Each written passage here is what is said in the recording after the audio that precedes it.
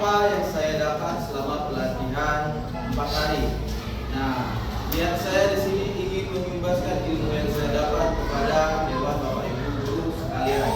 Nah, di sini sebelum kita masuk ke tema, saya ingin menyampaikan sebenarnya ada 7 jurus yang sudah kami pelajari selama pelatihan. Namun di sini kami hanya ditugaskan untuk mengambil 2 jurus dari 7 jurus yang sudah kami pelajari. Yang saya ambil di sini yaitu jurus pertama, kenali potensi dengan kelola emosi. Oke Bapak Ibu.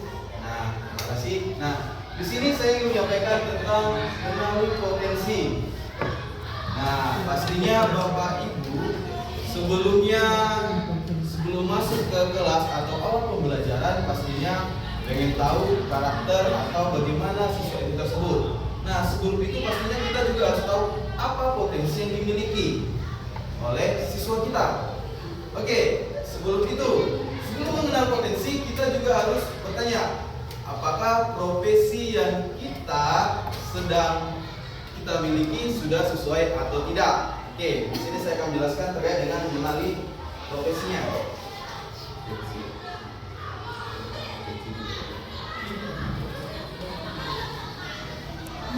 Oke Bapak Ibu, di sini tentang mengenal potensi karir masa depan. Oke, menurut dari John L. Holland yang dikenal dengan RIA-SEC, tes ini terkait dengan bagaimana profesi atau yang dimiliki oleh siswa.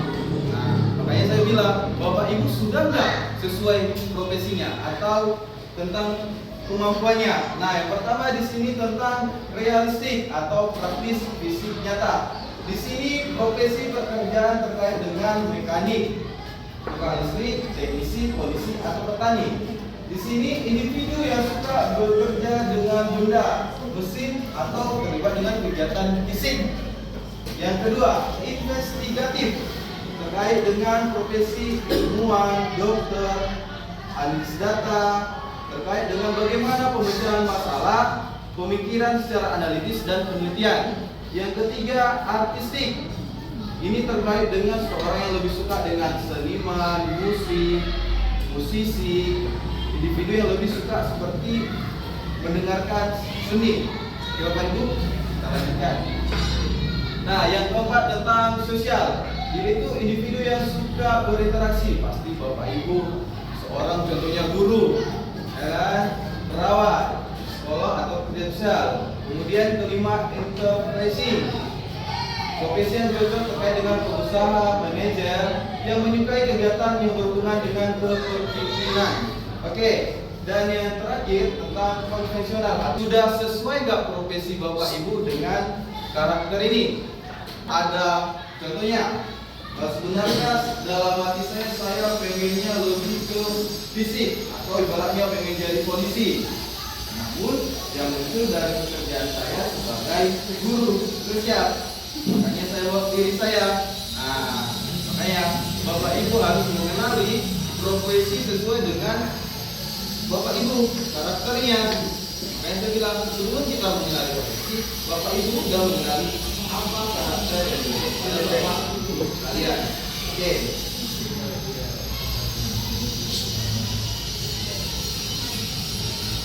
Nah, kita lanjut tentang asesmen. Pastinya, biasanya di setiap saya lihat ada juga di awal pembelajaran atau masuk semester baru, Bapak Ibu ada yang namanya membagi namanya instrumen atau angket. Apa tujuannya? Tujuannya bagaimana Bapak Ibu mengetahui apa sebenarnya yang dimiliki oleh anak tersebut, karakternya atau gaya belajarnya. Nah, di sini ada yang namanya beberapa indikator tentang asesmen. Yang pertama, urgensi asesmen. Ini itu mendeteksi kesenjangan antara potensi aktual dan potensi optimal murid terkait dengan karakter murid, bagaimana apa perbedaan dia sebenarnya. Kedua, tes Holland Research yang seperti saya katakan tadi tentang minat, keinginan dia mau jadi apa terkait dengan skor dominan pada 6 dimensi minat. Yang ketiga, multiple intelligency, identifikasi modalitas belajar murid. kecerdasan yang dimiliki oleh murid tersebut. Oke Bapak Ibu. Kemudian tentang gaya belajar. Nah, Asmen atau angket juga bisa kita ketahui bagaimana apa gaya belajar yang sesuai dengan anak tersebut. Oke Bapak Ibu. Sampai sini ada pertanyaan? Lanjut? Oke. Nah, selanjutnya kita masuk tentang apa itu inteligensi atau kecerdasan.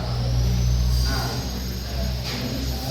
inteligensi atau kecerdasan yaitu kemampuan untuk memecahkan persoalan dan menghasilkan solusi dalam situasi yang nyata. Nah, menurut Gardner menemukan bahwa kecerdasan tidaklah tunggal. Setidaknya ada 8 macam Bapak Ibu. Nah, terkadang kan kita sebagai guru berpikiran bahwa anak itu jika tidak tahu itu maka dia bodoh. Sedangkan menurut Gardner kecerdasan seorang anak itu ada 8. Nah, jadi terkadang karena anak Budi maju ke depan, jelaskan atau selesaikan soal tersebut. Anak itu justru tidak tahu. Pasti anggapan Bapak Ibu anggapan anak itu bodoh. Bapak Ibu. Nah, sebelum itu saya ingin bertanya dulu. Oke, kecerdasan Bapak Ibu atau sudah pernah nggak melakukan yang namanya tes kecerdasan? Sudah? Atau sudah tahu nggak kecerdasan itu lebih ke arah mana? Apakah ke musik? Apakah ke estetik? Sudah? Belum?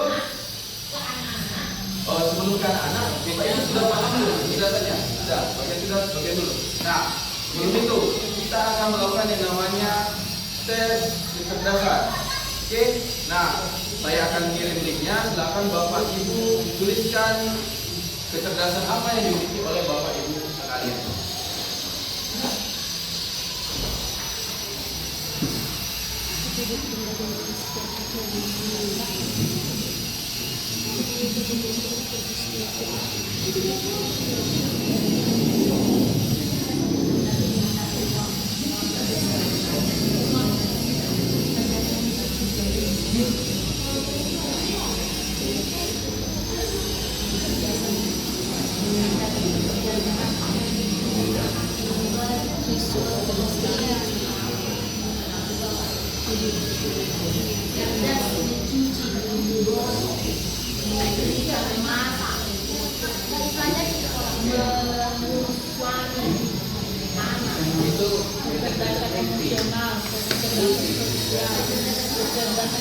Oke, Bapak Ibu silakan buka link yang sudah saya kirim itu SMP 2.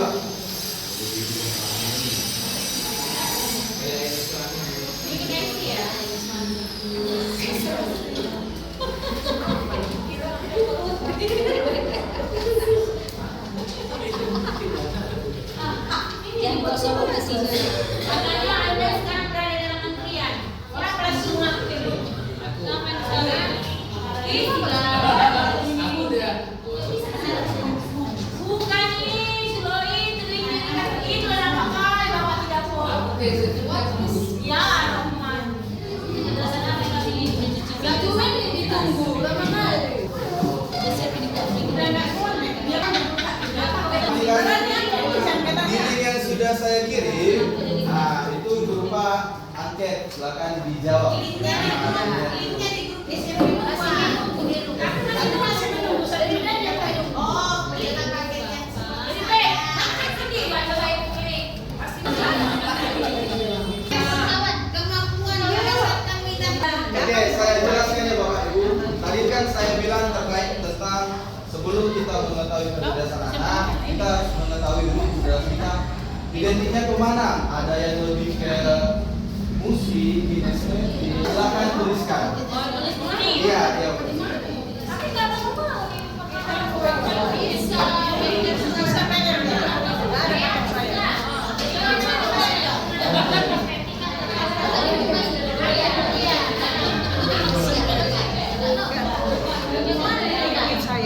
Oke Bu, silakan dikerjakan.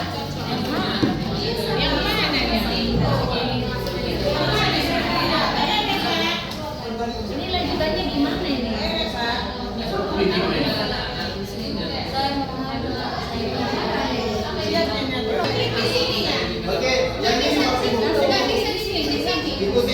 sekarang? Iya udah. Nah, lanjutkan. Nah, mulai sekarang. Ya.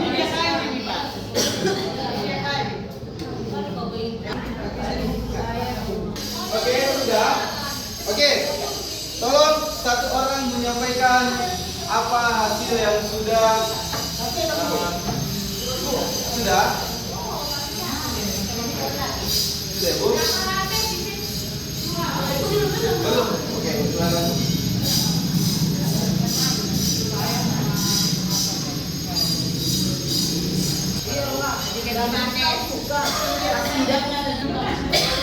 Ini makanya saya bilang tadi jawab jujur sesuai dengan orangnya. Kalau nggak ngaruh ya biar hijau semua.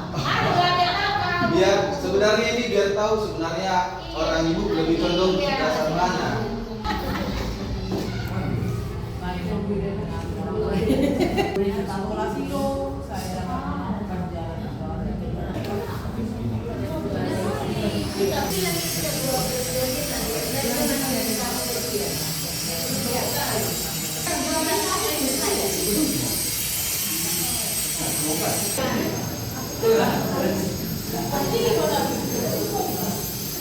Oke, Bapak Ibu, ada yang sudah menemukan hasilnya?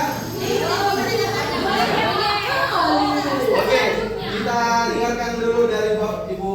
Silakan Bu, hasilnya bagaimana kecerdasan yang Bu miliki? Silakan Ibu. Sini kamu termasuk tipe IN, intrapersonal atau naturalistik.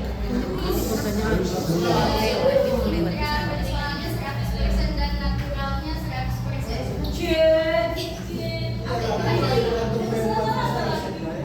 Kecerdasan yang terletak pada diri seseorang yang ditandai dengan kemampuan untuk memahami diri sendiri dan bertindak berdasarkan pengalaman tersebut.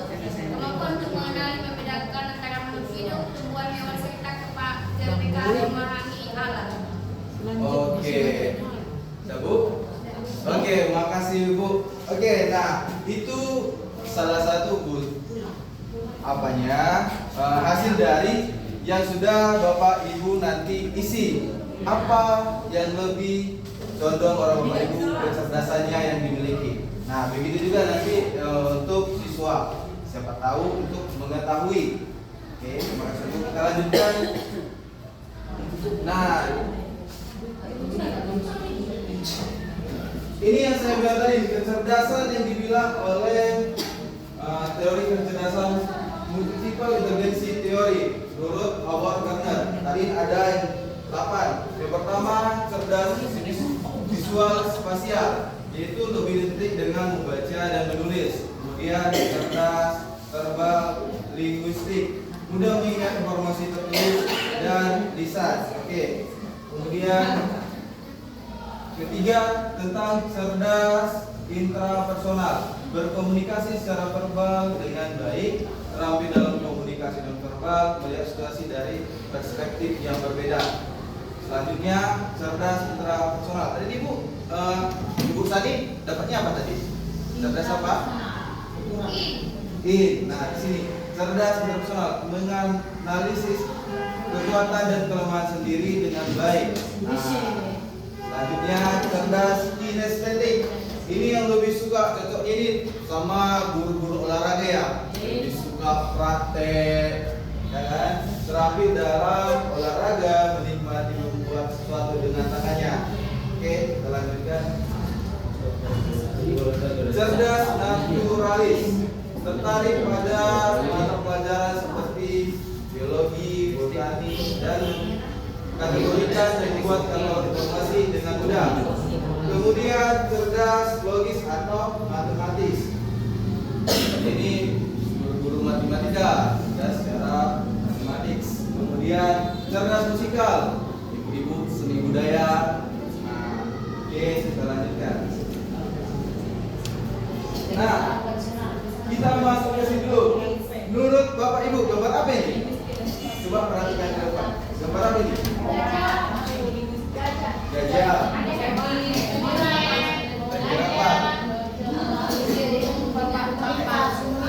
Komunitas. Oke, ini adalah gambar tentang seorang guru yang diajarinya. Oh ini ya. Oke, di sini tentang bagaimana gaya pembelajaran. Nah, di sini kita melihat seorang guru memberi tugas kepada siswanya.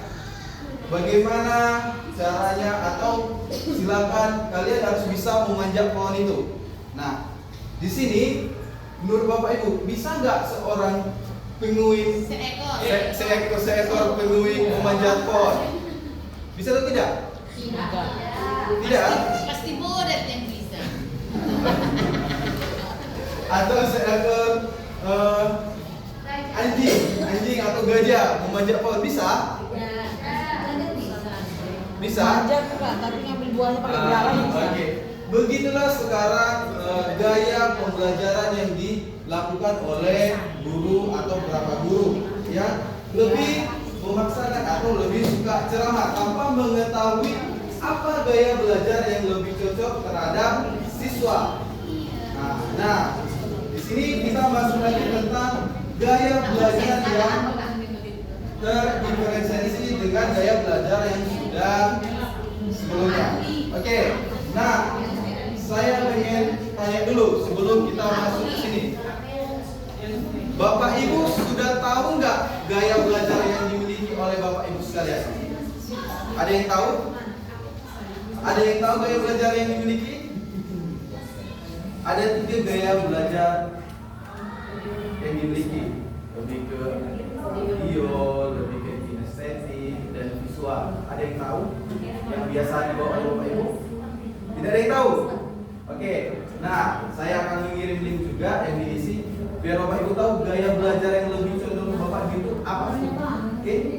Nah, Besok dapat donat ini, donat sipa katanya satu-satu. Tapi besok atas kurnia. Dan kami mau masing-masing. Donatnya dari si apa? Hitamnya 1, punya sekilo. Bisa. Pilih 2 deh, harus 2, nggak boleh 1. oke Bapak Ibu, linknya sudah Ada saya situ kirim. sudah ditulis ya? Silakan. Oh yang itu. Yang tadi ya?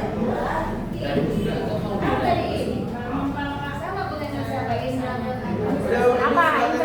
Intra kurikuler apanya? Intra persona.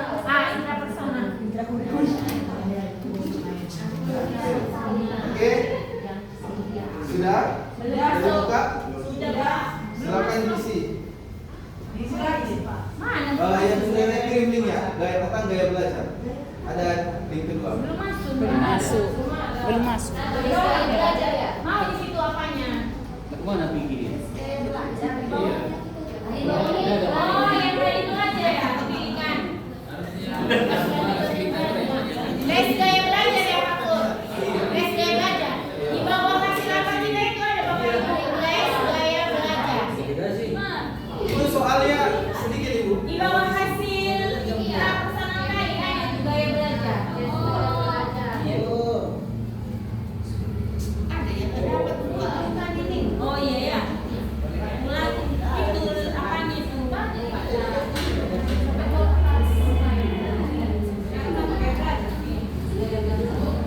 Saya belajar.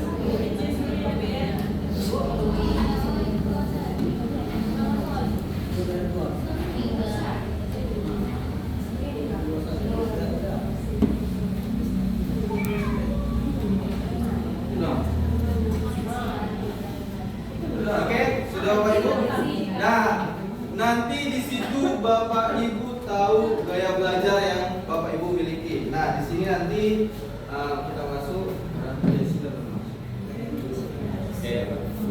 Nah, sama saya bilang tadi gaya belajar itu ada 3. Yang kedua, lebih memudah mengingat informasi dalam bentuk gambar, grafik, warna, atau tulisan. Strateginya gunakan gambar, peta konsep. Nah, di sini tentang gaya belajar yang dimiliki oleh siswa. Jadi Bapak Ibu bisa tahu bagaimana seharusnya anak memahami suatu pembelajaran itu atau memahami anak tersebut dengan gaya belajar yang dimilikinya. Seperti visual, lebih suka melihat gambar atau membuat warna-warni atau sketsa. Oke, kita lanjutkan. Yang kedua, seperti saya bilang, gaya belajar auditori. Jadi di sini lebih cepat paham, yaitu pendengaran. lebih suka tanya jawab, rekaman suara, atau untuk menjelaskan kembali dengan kata-kata sendiri. Yang ketiga, gaya belajar kinestetik atau belajar lebih efektif dengan mengikuti bergerak atau melakukan sendiri terkait dengan lebih ke langsung mempraktekannya. Oke Bapak Ibu? Nah, paham sampai situ? Oke. Biar lebih paham atau kita main ice breaking dulu setelah Bapak Ibu.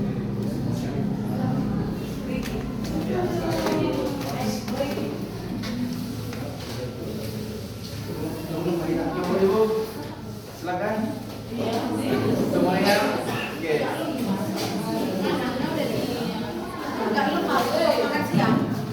Oke, biar semangat lagi, makanya saya harapkan ice breaking yuk. Oke. Ada Bapak Ibu? Nah di sini biar Bapak Ibu tahu, makanya saya bilang tentang melatih audio, visual, sama kinestetiknya. Nah, cara mainnya seperti ini. Nah, ikuti yang saya bilang, jangan ikuti gerakan saya. Paham? Ikuti apa yang saya bilang, jangan ikuti gerakan saya. Ada Bapak Ibu? Kita mulai. Oke. Pegang hidung. Oke. Pegang kepala. Oke. Pegang hidung. Oke. Oke, sekarang kita latih tentang gerakannya. Oke. Tentang kinestetik. Oke, Bapak Ibu. Jangan ikuti gerakan saya, jangan ikuti apa yang saya bilang. Balik gerakan saya, jangan ikut apa yang saya bilang. Oke, Bapak Ibu, kita mulai. Ikuti gerakan saya, jangan ikuti apa yang saya bilang. Paham Bapak Ibu? Oke. Pegang mulut. Pegang hidung. Pegang hidung. Oke, kasih aku semua. Oke. Nah, saya minta latihan 2 menit. Oke, kita akan membagi kelompok. Satu kelompok 3 orang. Di sini kelompok kecil. Oke. Nah, di sini kita bermain peran. Satu sebagai guru, satu sebagai murid, dan satu sebagai observernya. Nah, di sini dengan tema bagaimana Bapak itu mengenali bakat dari seorang siswa yang sudah kita bahas materinya. Oke Bapak Ibu, silakan bentuk kelompoknya, satu kelompok 3 orang. Oke.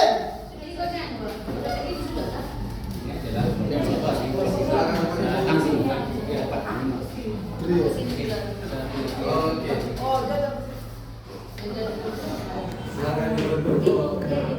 Sudah?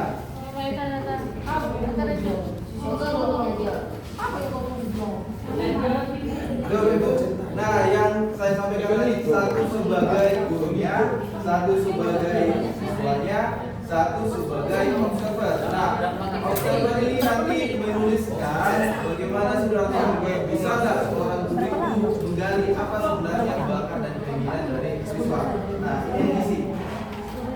Nah, ini. Nah, yang direkomendasikan sama progresi masa depan yang cocok terhadap dia. Paham itu? Oke. Nah.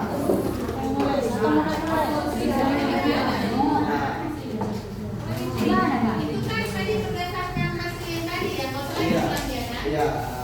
Iya, berikan dia.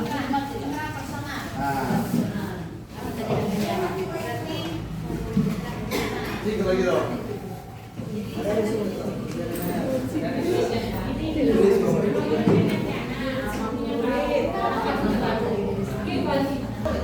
sebagai gurunya. Ini Bu, jadi di sini nanti kalau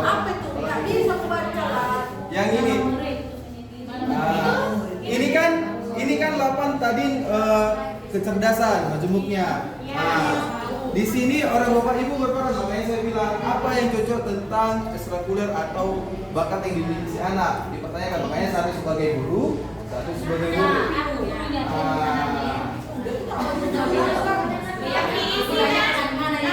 Nama guru ekskul sama masa depan.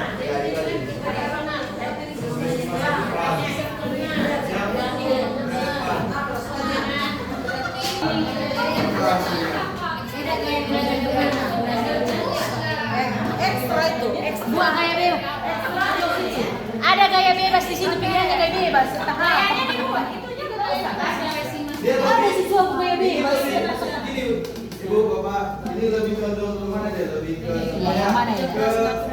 Cerdas natural. Itulah yang Alami. dipilih maksudnya. Iya. Telur yang alami. Gurunya menanyakan ke siswanya lebih kemana bakatnya atau kemampuannya. Ada itu dari cerdas alami. Buat sini kecerdasan, gitu kan?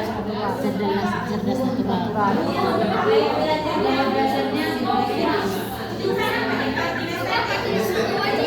Oke, bapak ibu, kita dengarkan dulu dari kelompok cibi-cibi. Oke, silakan. Nama muridnya ibunya Natriana, nama gurunya Ibu Gausina Mela, saya sebagai observer. Ekskulnya komputer, profesi masa depan sebagai YouTuber. Untuk kecerdasannya cerdas interpersonal, untuk gaya belajarnya kinestetik. Oke, kasih tepuk tangan dulu. Oke, ada kelompok lagi. Oke, silakan. Dengarkan Ibu Jaja. Siswa IP tradisional, gaya belajarnya visual.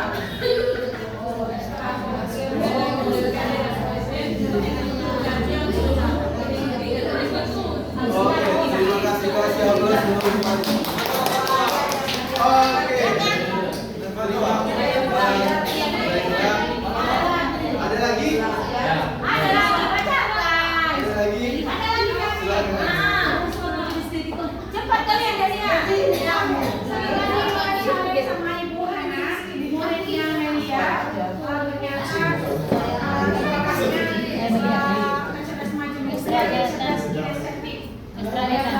Visual kombinasi dengan kinestetik. Ada apa? Musik, mendengar musik ya kan? Boleh masuk PNS atau boleh masuk KIR. Mendengar musik ya, kukur nih. Berkur.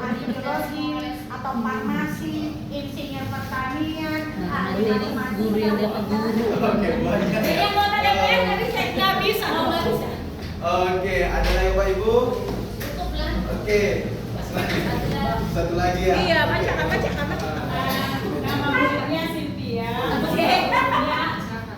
Mardi Rumohomo, observernya Juita, kecerdasan majemuk yang nominal yakni kecerdasan visual spasial, kinestetik dan interpersonal. Gaya belajarnya yakni visual dan kinestetik, di mana Cynthia lebih mudah memahami materi melalui gambar, warna, demonstrasi dan praktek langsung. Ekstrakurikuler yang direkomendasikan adalah desain grafis atau seni lukis, fotografi, videografi, teater, dan drama sekolah. Profesi yang cocok di masa depan adalah arsitek, desainer interior atau grafis, fotografer ataupun videografer. Nah, di sini ada catatan guru BK bahwa Cynthia menunjukkan kemampuan tinggi dalam berpikir visual dan bagus. Dia kreatif dan ekspresif serta mudah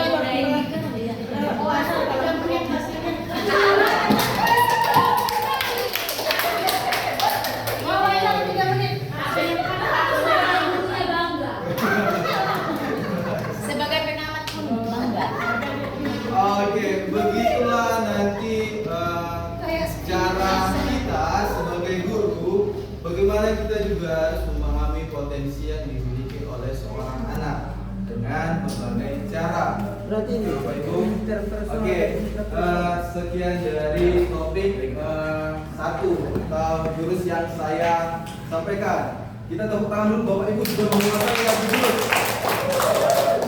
Oke, nah minggu depan kita lanjutkan jurus Ded. kedua. Saya ucapkan Dedi. terima kasih banyak Makan. atas